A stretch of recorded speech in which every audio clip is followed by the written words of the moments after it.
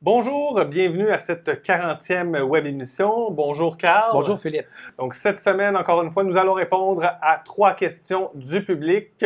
Donc la première question, sans plus tarder. Pourquoi que les FNB, Philippe, sont si populaires aujourd'hui, les fameux fonds négociés à la bourse? C'est une très bonne question. On a entendu parler régulièrement dans les dernières années, dans des livres ou dans le journal. Il y a même Warren Buffett qui a dit que les investisseurs autonomes qui ont peu de temps à consacrer à la recherche devraient plutôt privilégier un fonds négocié en bourse qui reproduit le rendement du S&P 500. Donc, pourquoi privilégier ce type de produit-là? Eh bien, la première raison, c'est que les fonds négociés en bourse ont des frais très faibles. Donc, pour revenir à notre fonds négocié en bourse qui reproduit le rendement du S&P 500, le frais pour acheter ce fonds-là, le frais annuel de gestion est de 0,1 %. Puis qui aurait eu un excellent rendement l'an dernier, comme par exemple en 2019, par exemple, celui qui calque le Standard & Poor's 500 a eu un rendement autour de 21-22 %. Tout à fait.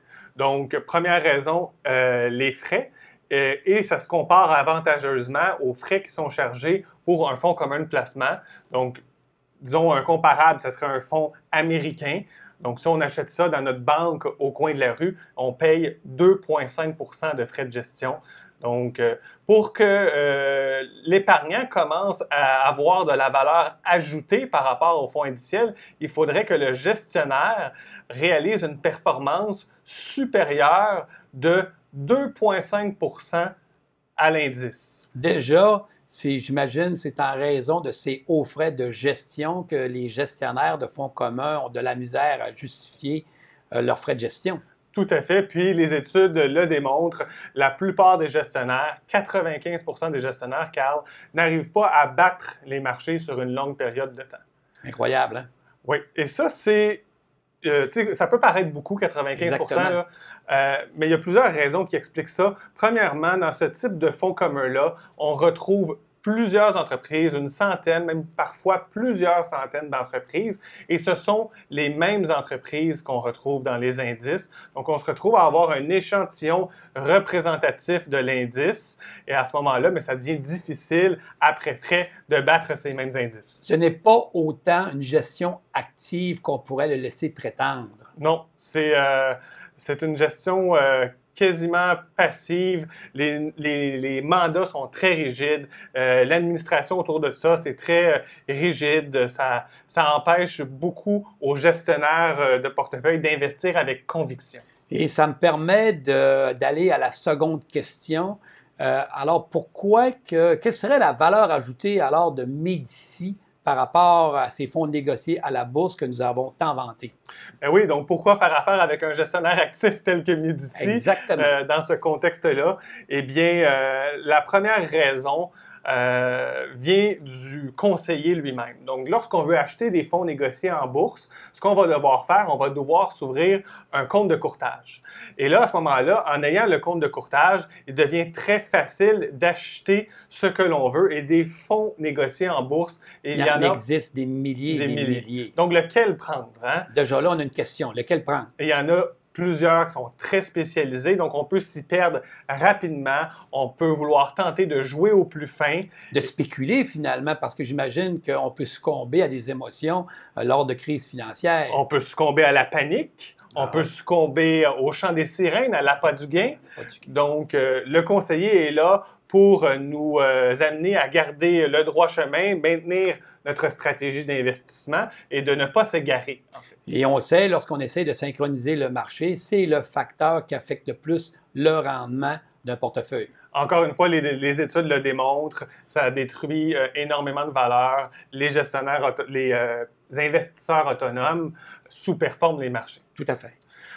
Deuxième raison, mais ce même conseiller-là, c'est une personne ressource. Hein? On peut s'y référer lorsqu'on a des questions en fiscalité, en planification financière, plan de retraite, succession, et j'en passe. Les comptes également, juste se retrouver dans les comptes qui sont offerts, le REER, le CELI, le FRV, le CRI. Comment ça marche, lequel je devrais privilégier. Exactement, où je devrais épargner, où je devrais...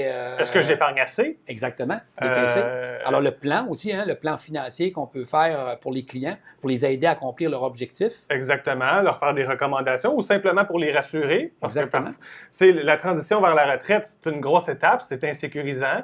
Donc, d'avoir cette personne-là qui nous donne le feu vert, mais ça peut être rassurant. Mais au-delà de ce rôle de ce conseil, nous avons également, j'imagine, une autre raison fondamentale. Oui, puis je pense que, et non la moindre, chez Medici, nous, on a réussi à battre les marchés sur une longue période de temps. Donc, on est dans le fameux 5 des gestionnaires qui ont réussi à générer de la valeur ajoutée par rapport au marché. Et notre feuille de route est significative parce qu'elle est sur 11 ans. On a généré un rendement de 17 par année composé et on a battu les marchés aisément.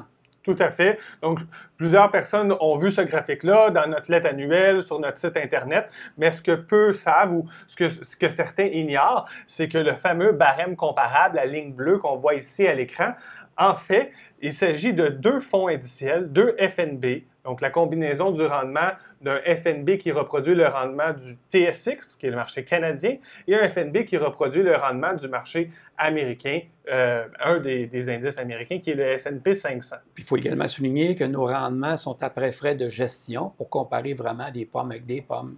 Tout à fait. Et la question, c'est comment est-ce que Medici réussit à générer une telle performance? Et tu nous en parles un petit peu, Carl, lors de la prochaine question, qui est souvent posée par les clients. Quel est le facteur déterminant dans la progression de la valeur économique d'une entreprise? Et un des moteurs de création de richesse sur lequel on va se pencher aujourd'hui, c'est celui qui est lié au rendement sur le capital. Alors, la fameuse performance économique, nous la mesurons avec le rendement sur le capital. Et pour cela, nous avons construit un graphique qui affiche l'évolution de la valeur marchande d'une entreprise fictive, en fait de 3 entreprises fictives que nous allons décortiquer un peu. Alors, vous voyez ce graphique actuellement qui est affiché sur la diapositive. La ligne horizontale sont les années. Okay. Sur lesquelles on va analyser l'évolution de la valeur marchande.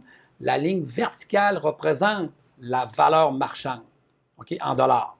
OK. Donc, si je comprends, je suis un entrepreneur, j'ai 1000 $ d'argent à investir. À l'année zéro, au démarrage. Okay. Au démarrage de l'entreprise, l'entrepreneur investit 1000 $. Et le lendemain que ce 1000 $ est investi, il commence à l'investir, puis il génère un bénéfice de 100 $ sur ce 1000 $-là. Donc 10 10 exactement. Là, on parle de notre ligne orange. Là. Donc, on est à l'année 1, on génère un rendement là, sur le capital de 10 Parfaitement. Et cependant, l'actionnaire a décidé, le fondateur de l'entreprise, a décidé de distribuer 50 % de ce profit. Alors, le profit qui reste pour but de réinvestissement est 50 $ au lieu du 100 $. Et annuellement, au fil des années, c'est toujours la même chose qui se produit. Il distribue 50 % de son profit annuel. Alors, si on regarde l'évolution de cette valeur marchande-là au bout de 10 ans, ça donne une valeur marchande de 1,5 fois le capital, pas le capital, mais la valeur marchande à la fin de la première année. Donc, le 1,5 fois ce qu'il y avait ici à l'année 1. À l'année 1. OK. OK, c'est bon, mais c'est quand même pas magnifique. Okay? Comment on peut améliorer ça? Bon.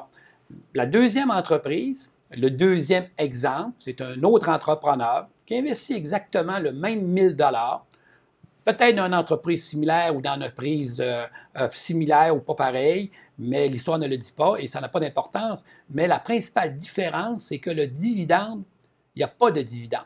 OK, donc il y a 100 $ qu'il peut réinvestir à l'année 2. Exactement, exactement. Alors, d'année en année, c'est toujours la même chose. Il réinvestit le profit annuel qui ne cesse de croître, évidemment, au cours des années en réinvestissant ce profit.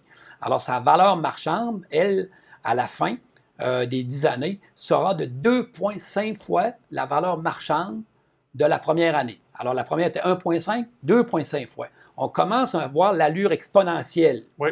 Okay? Et la troisième, la ligne grise, okay, ce qui est magnifique, c'est que le rendement sur capital est devenu 15 désolé, c'est de 15 Ça veut dire qu'au lieu de faire 100 comme les deux premières entreprises, pas de dividende également, l'entreprise génère 150 de profit. C'est pour ça qu'à l'année 1, ici, la ligne grise est plus élevée. Là. Donc, déjà, le 1 000 rapporte 15 de rendement. Il y a une valeur marchande plus élevée parce que le profit est plus élevé. Okay. Puis au fil des années, il y a une évolution également de cette valeur marchande-là parce que le profit ne cesse de croître à 15 par année parce qu'il n'y a pas de dividende versé et le rendement sur capital est beaucoup plus élevé pour avoir une valeur marchande au bout de 10 ans de 3,5 fois. Il y a 3 leçons à tirer. Alors la première, c'est que le dividende n'est pas toujours un signe de création de richesse, c'est beaucoup plus un signe de distribution de richesse, comme l'exemple 2, si on veut, la ligne bleue comparée à la ligne orange, parce qu'il y avait simplement que le dividende qui était la différence. La deuxième leçon, la hauteur, le niveau du rendement du capital va influencer énormément la valeur marchande à la fin. Okay? Parce qu'un rendement sur capital de 15 ce n'est pas la même affaire qu'un rendement sur capital de 10 Alors, c'est plus composé. Alors, ça produit, on voit que le côté exponentiel là, est percutant.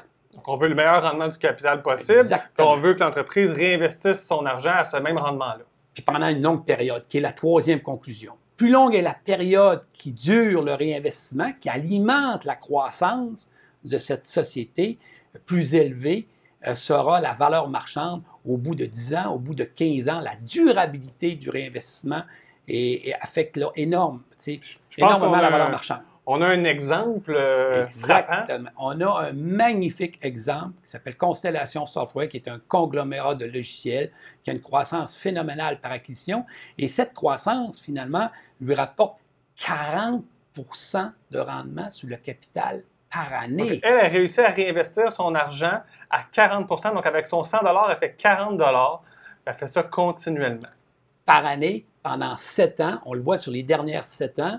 Alors, le titre, le cours de son titre a progressé également de 40 par année. Est-ce que c'est une coïncidence que le cours boursier a augmenté aussi rapidement que le rendement de son capital? Ben oui et non. Pour exactement, là, 40 ça peut être 39, ça peut être 38, ça peut être 36, ça donne un ordre de grandeur.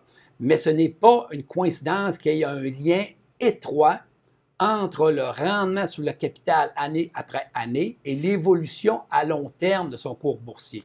Il peut avoir des variations qui arrivent pendant quelques années. Oui, je pense qu'on le voit ici, exemple, là, dans cette période-là, un an ou deux, là, où il n'y a pas eu vraiment de croissance. Exactement. L'entreprise n'a pas cru, le cours boursier n'a pas cru aussi rapidement que sa valeur intrinsèque, mais intrinsèquement, probablement qu'il continuerait à générer 40 ou à peu près 40 par année. Et tu vois que ce titre-là, le cours boursier, la valeur marchande, au bout de 7 ans, les 7 dernières années, a donné 12 fois son investissement initial. Donc, on va espérer qu'ils réussissent à réinvestir leurs profits à des taux de rendement aussi intéressants dans les années à venir. On partage cet espoir. Merci beaucoup, Carl. C'est ce qui complète notre 40e web émission. Je vous remercie beaucoup d'avoir été là. Merci, Carl. Merci. Et je vous invite à nous poser vos questions au info@gpsmedici.ca.